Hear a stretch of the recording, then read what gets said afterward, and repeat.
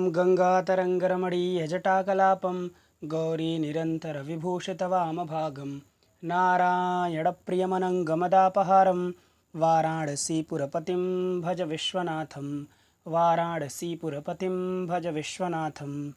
अत्र भवतां समेषां स्वागतं वर्तते। हम लोग उत्तर रामचरितम के तृतीय अंक के पढ़ने के क्रम में आज का 10 नंबर का पाठ पढ़ेंगे। इसके पूर्व हम लोग 9 पाठ पढ़ चुके हैं।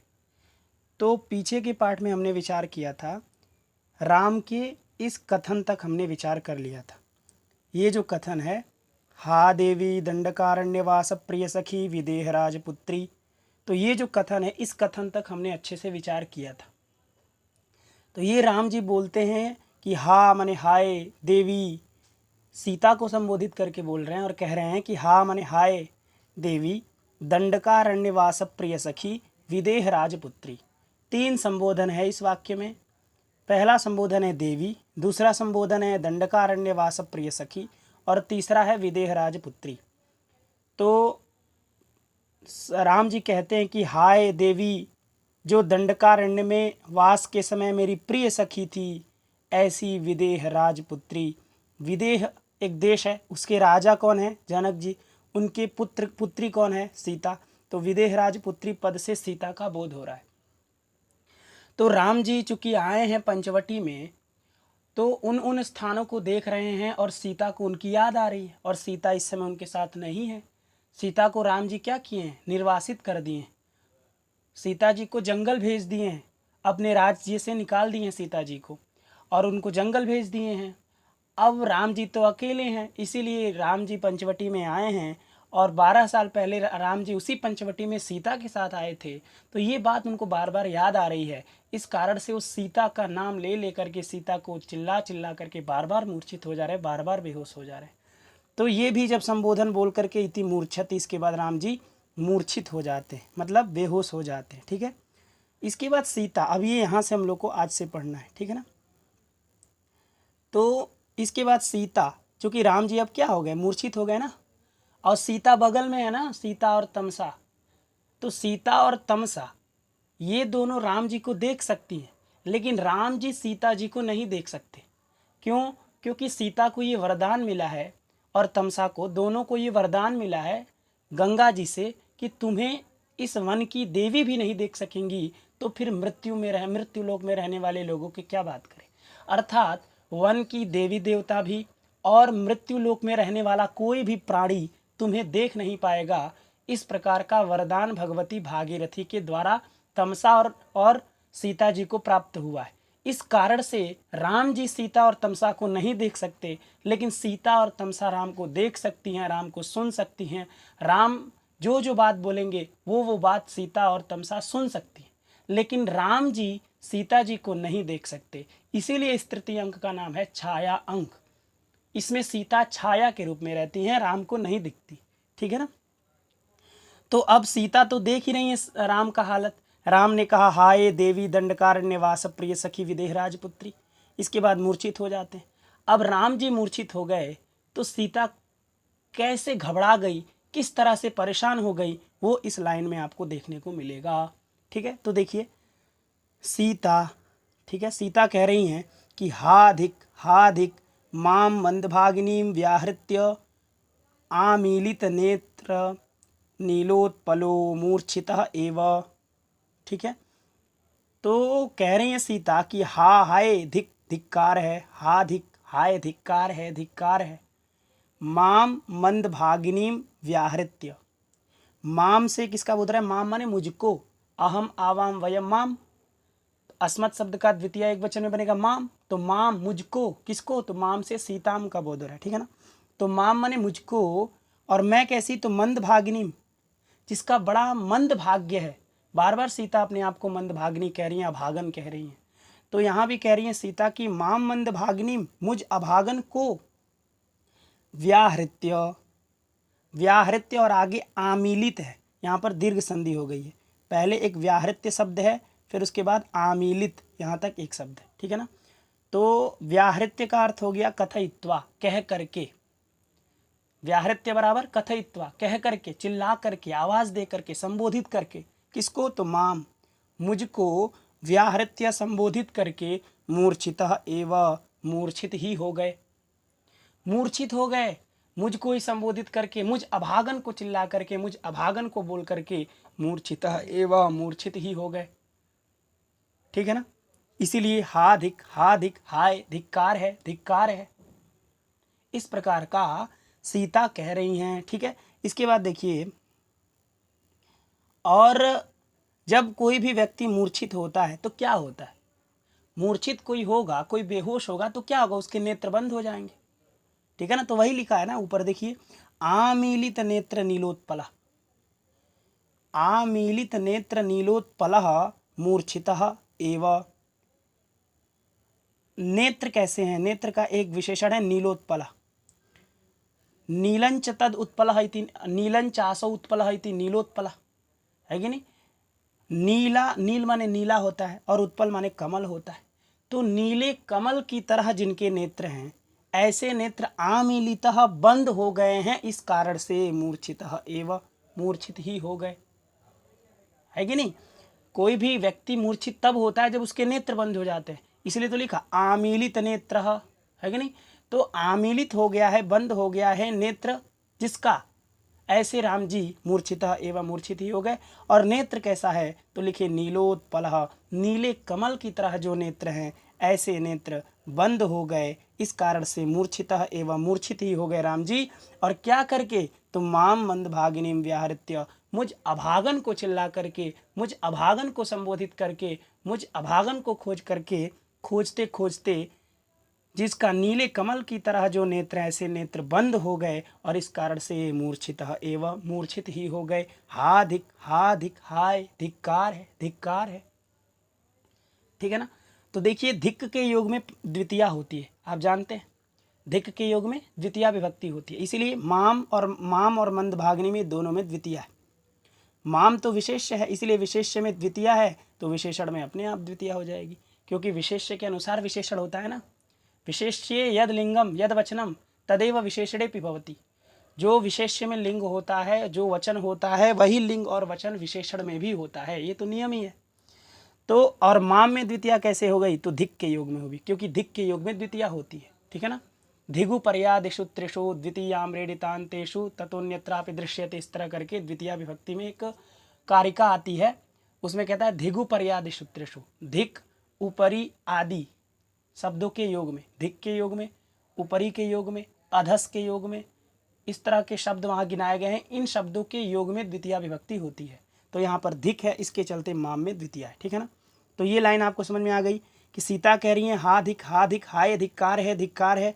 माम मंदभागिनी व्याहृत्य, मुझ अभागन को, व्याहृत्य माने चिल्ला करके, व्याहृत्य में देखिए वी उपसर्ग है, आंग उपसर्ग है और ह्री हरड़े धातु है, उससे अक्त्वा प्रत्यय, उसको ल्यप आदेश है। तो हरि हरड़े धातु है भाई, तो हरड़ करना अर्थ होता है, लेकिन वी आंग उपसर्ग लग जाने से धातु का अर्थ बदल गया। अब यहाँ हरड़ करना अर्थ रह करके कहना ये अर्थ हो गया, इसलिए व्याहृत्य का अर्थ हो जाता है कह करके।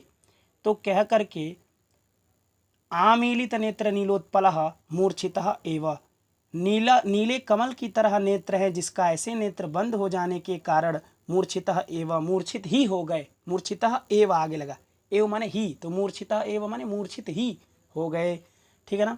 और सीता कह रही है हा हाय, ये सब करुण रस चल रहा है, पूरा उत्तर रामचरितम करुण रस में है, इसलिए हर जगह हा इस तरह का आपको दिख रहा है। तो यहाँ भी सीता कह रही है हा हाय।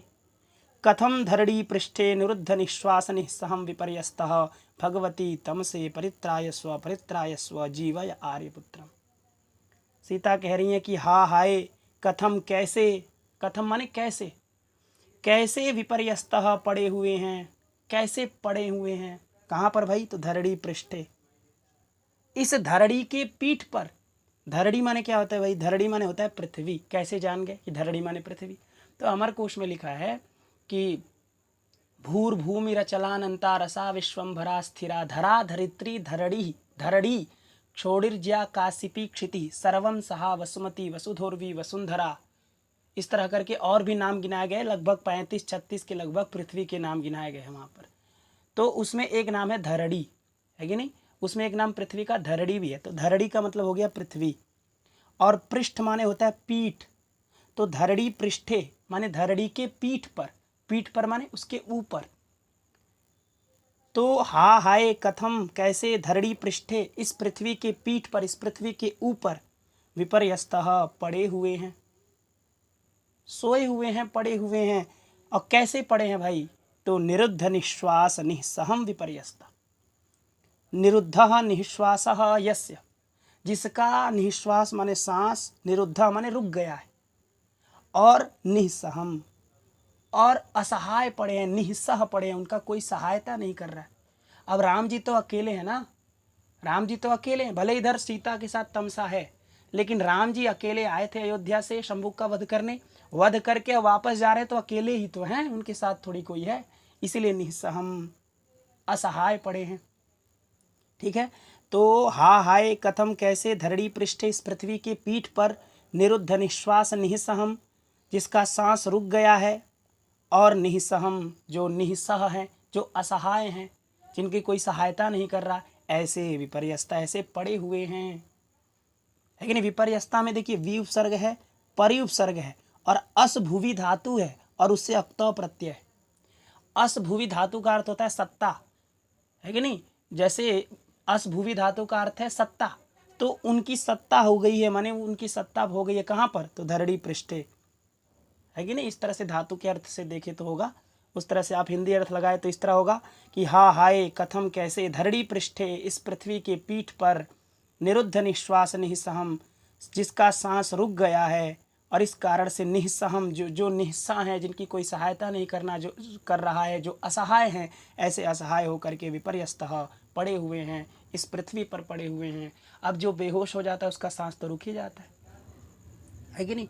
इसके बाद सीता कहती है कि भगवती तम से, हे भगवती तमसा, भगवती भी संबोधन, तमसा तम से भी संबोधन। भगवती शब्द का भगवती संबोधन में बनता है, और तमसा का तम से बनता है। तो भगवती तम से, भगवती तम से परित्रायस्व परित्रायस्व, रक्षा करो रक्षा करो, बचाओ बचाओ, जीवय आर्यपुत्रम, आर्यपुत्रम जीवय, आर्यपुत्र को जियाओ। इस तरह का सीता तमसा से कह रही हैं, है कि नहीं? यहाँ तक तो स्वयं बोली, यहाँ तक तमसा को नहीं बोली संबोधित करके, यहाँ तक तो उन्होंने कहा हा धिक हाय धिक्कार है माम मंद भागनी, मुझ अभागन को व्याहृत्य, चिल्ला करके आवाज़ दे करके, आमीलित नेत्र नीलोत्पलः, नीले कमल की तरह जो नेत्र हैं वो बंद हो गए हैं, इस कारण से मूर्छितः एवं मूर्छित ही हो गए राम जी। हा हाय कथम कैसे धरड़ी पृष्ठे इस पृथ्वी की पीठ पर, निरुद्ध निश्वास निःसहम सांस रुक गया है, और निःसह असहाय विपर्यस्तः पड़े हुए हैं। इसके बाद तमसा को संबोधित करती हुए कहती हैं कि भगवती तम से, हे भगवती तमसा, परित्रायस्व परित्रायस्व, रक्षा करो रक्षा करो। और आर्यपुत्रम जीवय, आर्यपुत्रम ये द्वितीय एक वचन का है, तो आर्यपुत्र माने आर्यपुत्र को, और जीवय ये लोट लकार मध्यम पुरुष एक वचन की क्रिया है कि नहीं? जीवतु जीवतात जीवताम जीवंतु, जीवय इस तरह बनेगा, जीवय माने जियाओ, है कि नहीं?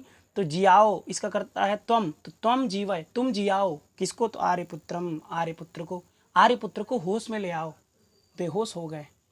इति पादयोः पतति, इसके बाद पैरों को पड़ती हैं।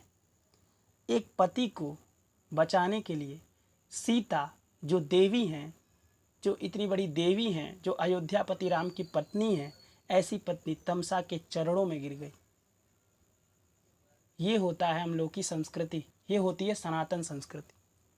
विदेशों में ऐसा थोड़ी चलता है, मर रहा है भाई, लड़की दूसरे से अगर वैसे छोड़ दिया जाए लड़की को, तो लड़की दूसरी शादी कर लेगी, दूसरे लोग के साथ चली जाएगी। लेकिन ऐसी हमारी संस्कृति नहीं है, हमारी संस्कृति इस तरह की संस्कृति है। आप देख रहे हैं संस्कृति का पता चल रहा है, इसलिए कहते हैं संस्कृत पढ़ना जरूरी है। यदि आप संस्कृत नहीं पढ़ते तो कैसे आपको अपनी संस्कृति के बारे में पता चलेगा कि हमारी संस्कृति कैसी थी, कैसे लोग व्यवहार करते थे, कैसे रहते थे, किस तरह की हमारी उच्चतम कोटि की संस्कृति है, कैसे जानेंगे यदि आप संस्कृत नहीं पढ़ेंगे? यदि आप संस्कृत नहीं जानेंगे, आप रामायण कैसे समझेंगे? आप कैसे महाभारत समझेंगे? आप कैसे और भी जितने हमारे धार्मिक ग्रंथ है, पुराण है, वेद है, सबको कैसे जानेंगे यदि संस्कृति नहीं जानेंगे तो? और ये सारे ग्रंथ संस्कृत में लिखे हैं, कोई हिंदी में नहीं लिखा। हिंदी तो ट्रांसलेट कर दिया गया है, उसमें भी हिंदी में भी ट्रांसलेट करने में बहुत लोग गलतियां कर देते, कुछ और कहानी लिख देते। यदि आप संस्कृत जानेंगे तो आप रियल वो भाषा समझ सकेंगे जो मुनियों ने लिखा है।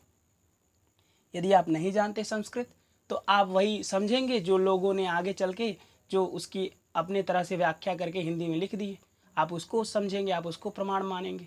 लेकिन वो प्रमाण नहीं है ना, उसको प्रमाणिक थोड़ी कहेंगे हम। प्रमाण तो वो है जो हमारे ऋषि मुनियों ने लिखा है। वो कैसे लिखे हैं? संस्कृत में लिखे हैं। वो हिंदी नहीं जानते थे, वो केवल संस्कृत जानते थे, इसलिए भी संस्कृत पढ़ना अत्यंत आवश्यक होता है। ठीक है, तो इसके बाद इति, इति माने इसके बाद पादयोः, पादयोः माने पैरों को।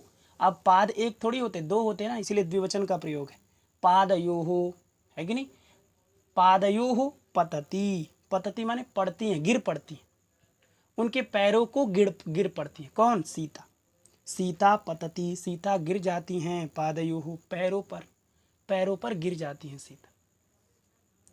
इसके बाद तमसा कहती है, अब सीता गिर गई किसके पैरों पर? तमसा के। तो अब तमसा ही तो कुछ बोलेगी। और किस लिए गिरी सीता? इसलिए कि जीवय आर्यपुत्रम, ये बोली ना, जीवय आर्यपुत्रम, आर्यपुत्र को जियाओ। वो धरणी पृष्ठ पर पड़े हुए हैं, उस पृथ्वी पर पड़े हुए हैं, असहाय पड़े हुए हैं, सांस रुक गया है उनका, बेहोश हो गए हैं, उनकी रक्षा करो, उनकी रक्षा करो, उनको जियाओ, उनको जियाओ। इति पादयोः पतति, इसके बाद उनके पैरों को पड़ने लगती हैं। ठीक है ना। इसके बाद तमसा कहती है, एक अनुष्टुप छंद में श्लोक कहती है। ठीक है ना। एक अनुष्टुप छंद में तमसा सीता को श्लोक कहती हैं, और इस श्लोक में तमसा सीता से कहती हैं कि देखो, मैं यदि राम जी को जियाऊंगी, यदि उनको स्पर्श करके उनके ऊपर जल छिड़कूंगी या जो भी करूंगी, तो हम यदि करेंगे तो उतना प्रभाव नहीं होगा राम के ऊपर। लेकिन यदि तुम करोगे, तुम स्पर्श करोगे, तो तुम्हारा जो स्पर्श होगा वो राम को अत्यंत प्रिय होगा, क्योंकि राम जी तुम्हारे वजह से बेहोश हुए हैं। तो यदि तुम जाकर के स्पर्श करोगी तो राम जी को ज़्यादा अच्छा लगेगा, ज़्यादा अच्छा महसूस होगा और तुरंत जीवित हो जाएंगे। तो इस बात को तमसा इस श्लोक में सीता से कहती हैं। अनुष्टुप छंद में है। ठीक है। त्वमेव ननु कल्याणी संजीवय जगत्पतिं, प्रियस्पर्शो हि पाणिस्ते तत्रैष निरतो जनः। त्वमेव ननु कल्याणी संजीवय जगत्पतिं, प्रियस्पर्शो हि पाणिस्ते तत्रैष निरतो जनः। तो इसमें तमसा कहती हैं सीता से कि हे कल्याणी, देखिए यहाँ कल्याणी लिखा है ना, कल्याणी, ये कल्याणी लिखा, तो कल्याणी का मतलब होता है कल्याण करने वाली, है कि नहीं। जो कल्याण करती है उसको कल्याणी कहते हैं, और उस कल्याणी का संबोधन में कल्याणी बनता है, ह्रस्व हो जाता है बस। जैसे गौरी का गौरी, उसी तरह कल्याणी का कल्याणी। तो हे कल्याण करने वाली। अब देखिए, संबोधन का कोई ना कोई फल होता है।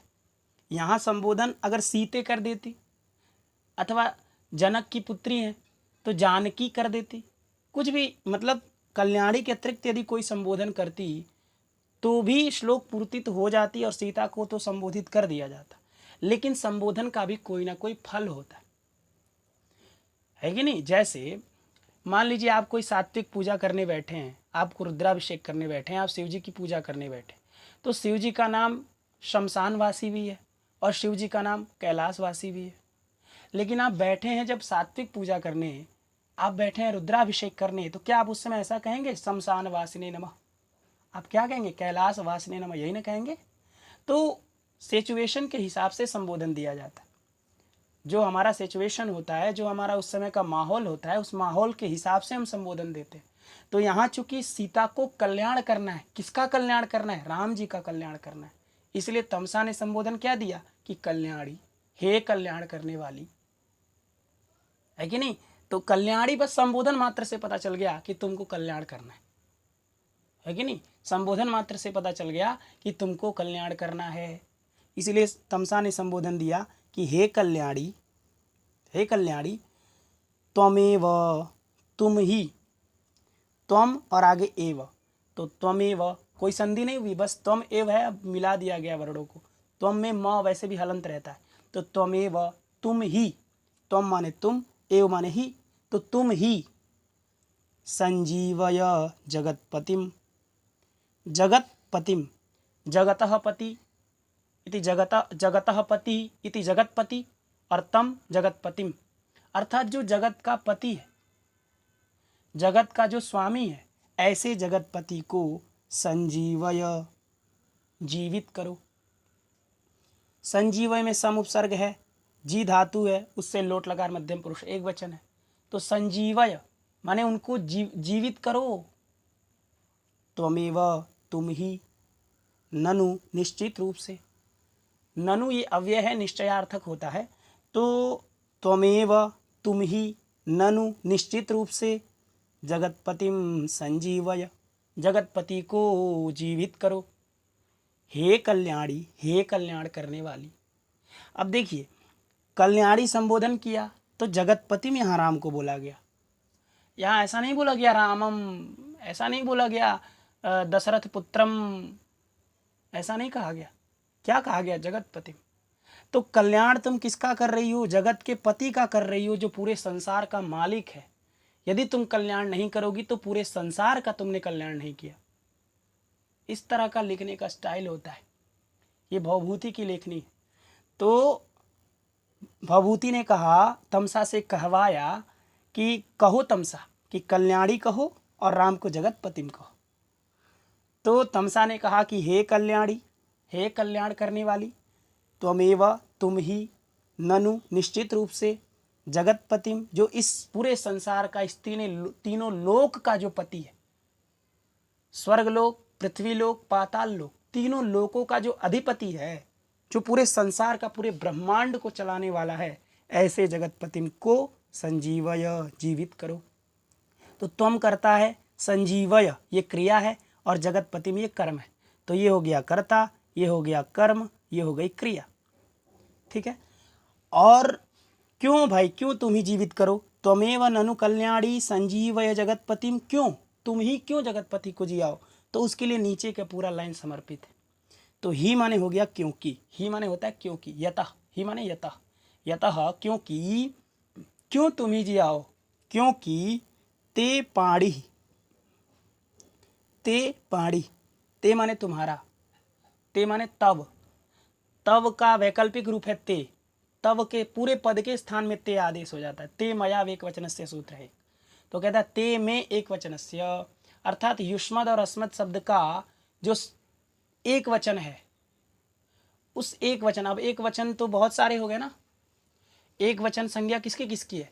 प्रथमा की है, द्वितीया की है, तृतीया की है, चतुर्थी की है, पंचमी की है, षष्ठी की है, सप्तमी की है, संबोधन की है। ये पूरा एक वचन होता है ना।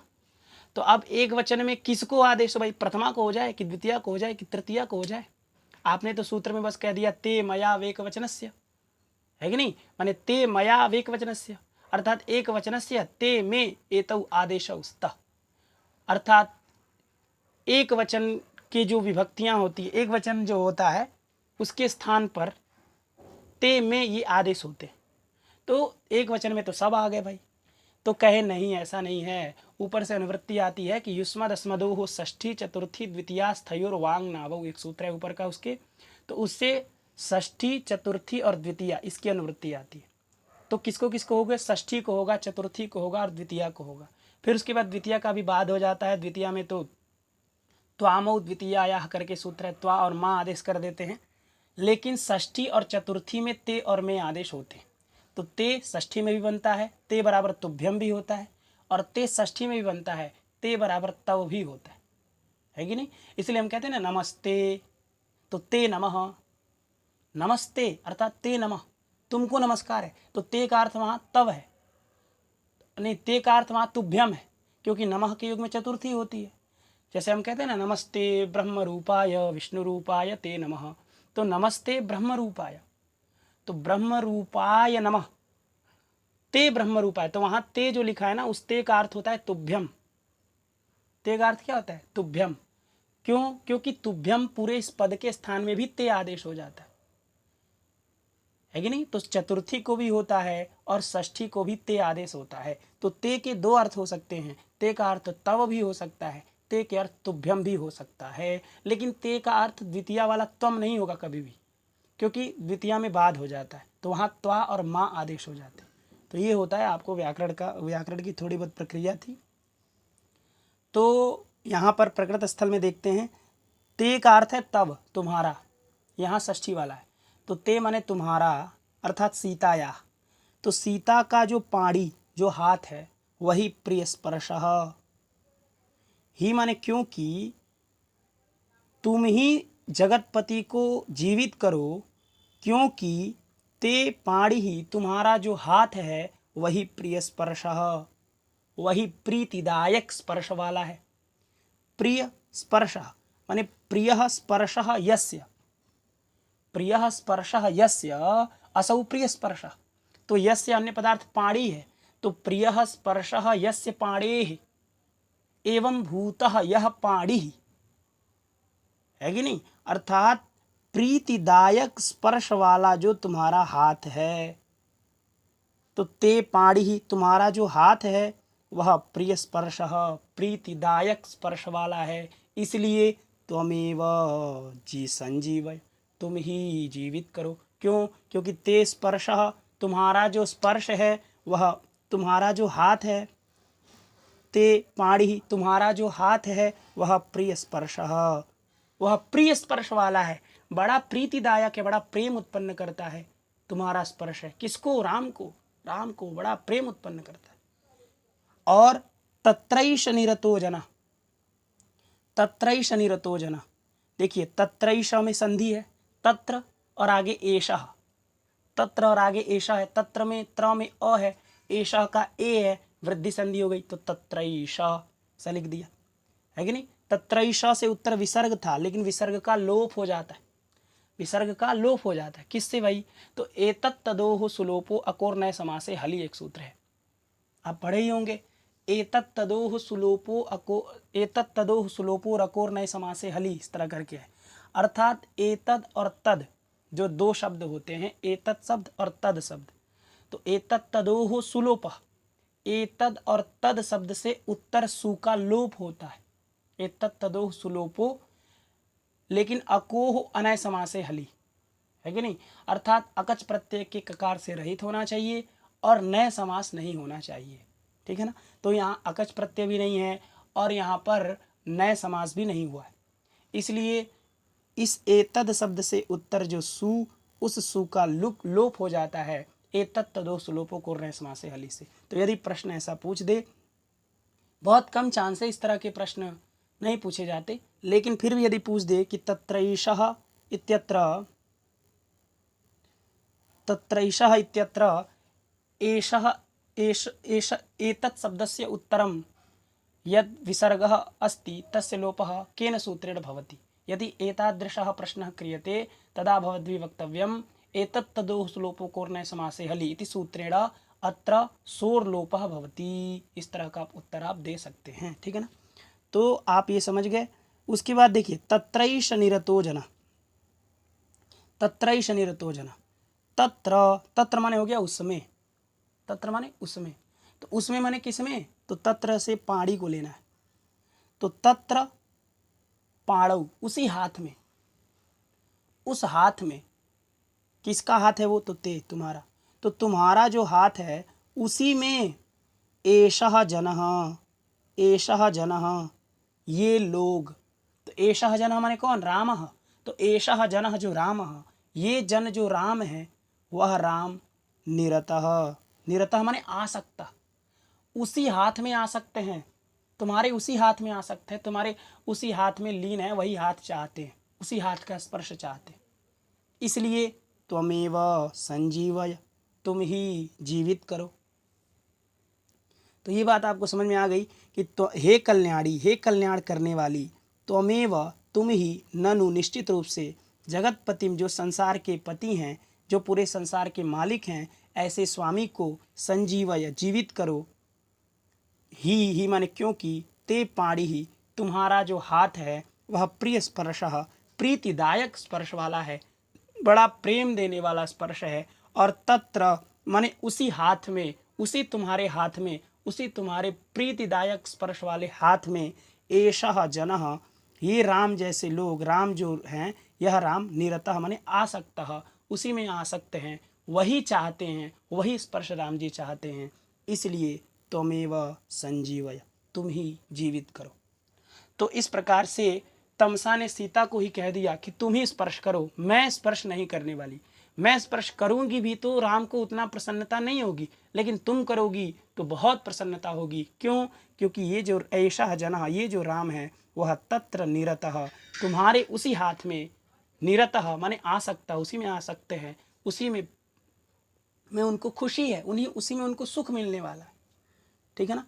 इसके बाद देखिए, त्वमेव ननु कल्याणी संजीवय जगतपतिम प्रियस्पर्शो हि पाणिस्ते तत्रैष निरतो जनः। तो ये श्लोक आपको अच्छे से समझ में आ गया होगा। इसके बाद सीता कह रही हैं, चूंकि सीता को अब निर्वासित किया गया था ना, सीता को सभा से निकाला गया, पूरे अयोध्या से निकाल दिया गया, वन में भेज दिया गया, और राम जी बोले कि अब वन में ही आपको रहना है।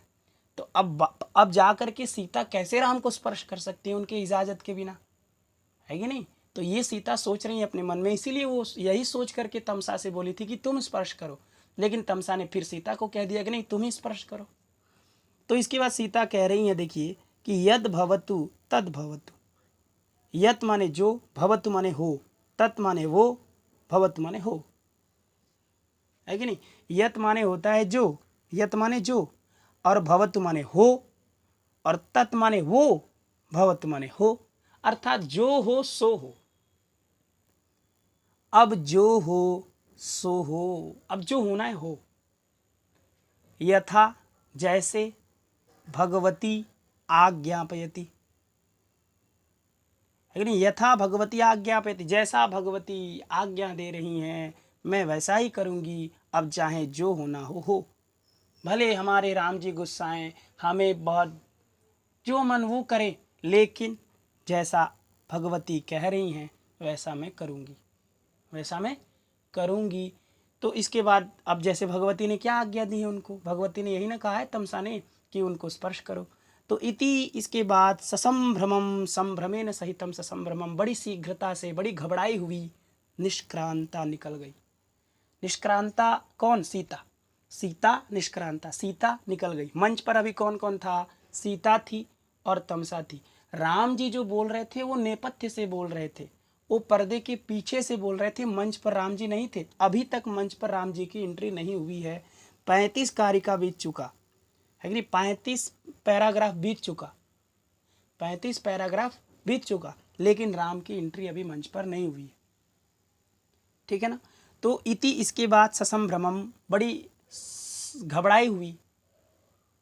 संभ्रम माने होता है घबराना, और संभ्रमेन सहितम ससंभ्रमम, अर्थात घबराई हुई सी सीता जो थी वो निष्क्रांता, वो निकल गई। ठीक है ना। अब निकल गई भाई, अब आगे देखिए क्या होता है। अभी तो मंच पर कौन है? केवल तमसा है। ततः, ततः माने इसके बाद, तो इति इसके बाद ससंभ्रमम निष्क्रांता सीता, ततः माने उसके बाद, प्रविशति प्रवेश करते हैं रामः, ततः रामः प्रविशति, इसके बाद राम प्रवेश करते हैं।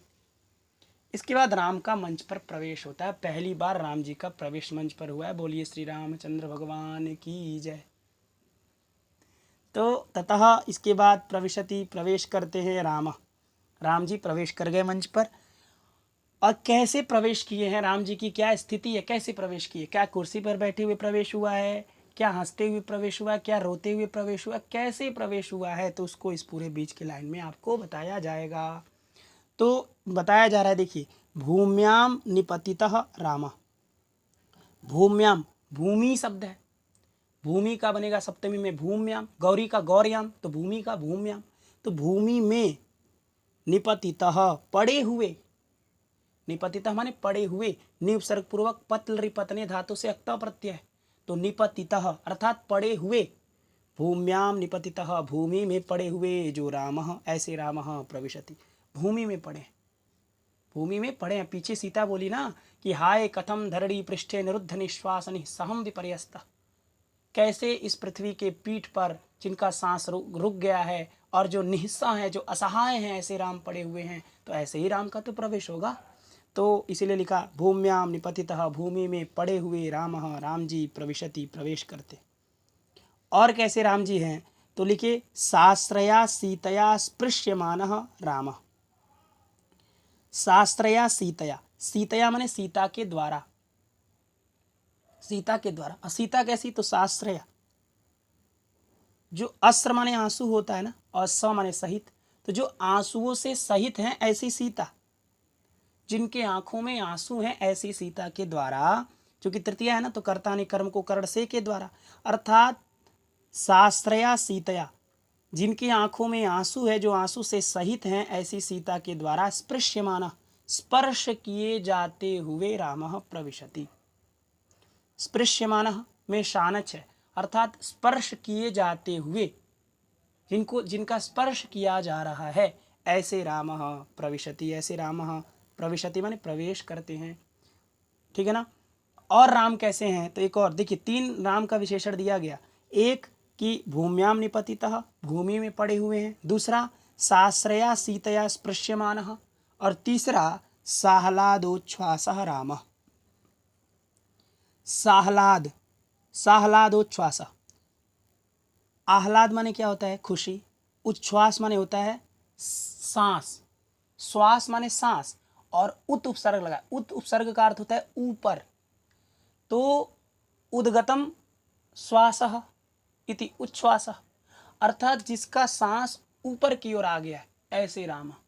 देखिए एक एक शब्द पकड़िए, तो जैसे मान लीजिए आप सांस लेते हैं, तो सांस आप बस क्या करते हैं ना, जो आप ऊपर की तरफ सांस खींचते हैं ना, वही आप सांस लेते हैं, वही आप परिश्रम करते हैं। बाकी सांस जब अंदर जाता है तो उसमें किसी परिश्रम की ज़रूरत नहीं होती, वो अपने ऑटोमेटिकली जाता है। लेकिन जब फिर आप छोड़ते हैं, जो ऊपर की तरफ खींच करके सांस छोड़ते हैं, उसमें आपका रोल होता है। इसलिए उच्छ्वास माने राम जी ऊपर की तरफ सांस ले रहे हैं, ऐसे राम का प्रवेश हो रहा है। कैसे राम प्रवेश कर रहे हैं, जो ऊपर की तरफ सांस ले रहे हैं, ऐसे इस तरह करके ऊपर की तरफ सांस ले रहे हैं, ऐसे राम प्रविशति, ऐसे राम का प्रवेश हो रहा है। इसलिए उच्छ्वास लिखा है, अर्थात ऊपर की तरफ सांस लेते हुए राम का प्रवेश हो रहा है। और कैसे हैं, तो आह्लाद। ठीक है ना। पहले देखिए समास देख लेते हैं। आह्लाद और उच्छ्वास 2 शब्द है, तो आह्लादंच उच्छ्वासंच इति आह्लादोच्छ्वासौ, और ताभ्याम माने आह्लादोच्छ्वासाभ्याम सहितः इति साह्लादोच्छ्वासः, अर्थात आह्लाद और उच्छ्वास से जो सहित हैं ऐसे राम। आह्लाद माने खुशी, उच्छ्वास माने ऊपर की तरफ सांस लेना, उन दोनों से जो सहित हैं ऐसे राम प्रविशति, ऐसे राम प्रवेश करते। तो आह्लाद किस बात का है भाई, खुशी किस बात का है, खुश हैं राम। खुश इसलिए हैं क्योंकि सीता ने स्पर्श किया। ठीक है ना, इसलिए राम खुश हैं, ऐसे राम का मंच पे प्रवेश हुआ। राम जी पहली बार मंच में प्रवेश किए और राम जी खुशी हैं, खुश हैं, बहुत खुश हैं। क्यों, क्योंकि सीता ने स्पर्श किया। तो ये लाइन आपको समझ में आ गई कि ततः इसके बाद प्रविशति, प्रवेश करते हैं कौन, राम। और राम कैसे हैं, तो भूम्याम निपतितः, भूमि में पड़े हुए हैं, और साश्रया सीतया, आंसू से भरी हुई जो सीता है, ऐसी सीता के द्वारा स्पृश्यमाना, स्पर्श किए जाते हुए, और साहलादोच्छ्वास, अर्थात आह्लाद माने खुशी और उच्छ्वास माने सांस लेना, तो जो खुश हैं और जो सांस ले रहे हैं ऊपर की तरफ, ऐसे राम प्रविशति, प्रवेश करते हैं। ठीक है ना। इसके बाद सीता जी का रिएक्शन क्या है, देखिए। सीता किंचित सहर्षम, किंचित माने कुछ, सहर्षम माने हर्षेन सहितम सहर्षम, अर्थात कुछ खुश हो गई, वो भी खुश हो गई, सीता भी खुश हो गई। क्यों, राम जी का जीवन लौटा है भाई, राम जी जीवित हो गए, सीता के पति जीवित हो गए, और कोई खुश ना हो, सीता खुश ना हो, इसलिए तो लिखे किंचित सहर्षम, लेकिन कुछ ही खुश हुए। भवभूति ने कहा पूरा खुश मत हो, अभी तुमको राम नहीं मिलने वाले, इसलिए तुम किंचित सहर्षम, कुछ खुश हो गई, है कि नहीं। तो किंचित माने हो गया कुछ, और सहर्षम माने खुशी के साथ, कुछ खुशी के साथ सीता बोली। क्या बोली, कि जाने, अहम जाने, मैं जानती हूँ। ये जाने उत्तम पुरुष एक वचन की क्रिया है कि नहीं, उत्तम पुरुष एक वचन की क्रिया है, तो जाने का करता है अहम, तो अहम जाने, मैं जानती हूँ, मैं समझती हूँ। सीता कह रही हैं कि अहम जाने, मैं समझती हूँ, मैं जानती हूँ कि पुनः माने फिर से, प्रत्यागतम इव जीवितम त्रैलोक्यस्य। सीता कह रही हैं कि मैं समझ रही हूँ, मुझे ऐसा लग रहा है, मैं ऐसा समझ रही हूँ, मैं ऐसा जान रही हूँ कि त्रैलोक्यस्य जीवितम प्रत्यागतम इव, यहाँ इव उत्प्रेक्षा में है कि नहीं, इव यहाँ पर उत्प्रेक्षा में, कि मानो, इस तरह का अर्थ। तो मानो त्रैलोक्यस्य जीवितम, त्रैलोक्य मतलब क्या होता है भाई, तो त्रयाणाम लोकानाम समाहारः इति त्रिलोकी, और त्रिलोकी एव त्रैलोक्यः और तस्य त्रैलोक्यस्य, अर्थात तीनों लोकों का जो समाहार है, जो तीनों लोक है, ऐसे तीनों लोकों का जीवितम माने जीवन, त्रैलोक्यस्य में षष्ठी है ना, तो संबंध का के की होता है, तो त्रैलोक्यस्य का अर्थ हो गया तीनों लोकों का, और जीवितम माने जीवनम जीवन, तो तीनों लोकों का जीवन प्रत्यागतम इव मानो वापस आ गया, ऐसा अहम जाने, ऐसा मैं समझती हूँ। मुझे ऐसा लग रहा है ये राम जीवित नहीं हुए, ये केवल राम जीवित नहीं हुए, पूरा तीनों लोक जीवित हो गया, ऐसा मैं जाने, ऐसा अहम जाने, मैं ऐसा समझ रही हूँ, ऐसा सीता कह रही हूँ। ठीक है ना। तो सीता ने कहा कि अहम जाने में ऐसा समझ रही हूँ कि पुनः मैंने फिर से प्रत्यागतम लौट आया, प्रत्यागतम माने लौट आया है, इव मानो त्रैलोक्य से जीवितम, त्रैलोक्य का जीवन मानो लौट आया है, ऐसा अहम जाने, ऐसा मैं समझ रही हूँ। ठीक है ना, ऐसा मैं समझ रही हूँ। इसके बाद देखिए राम, अब चूंकि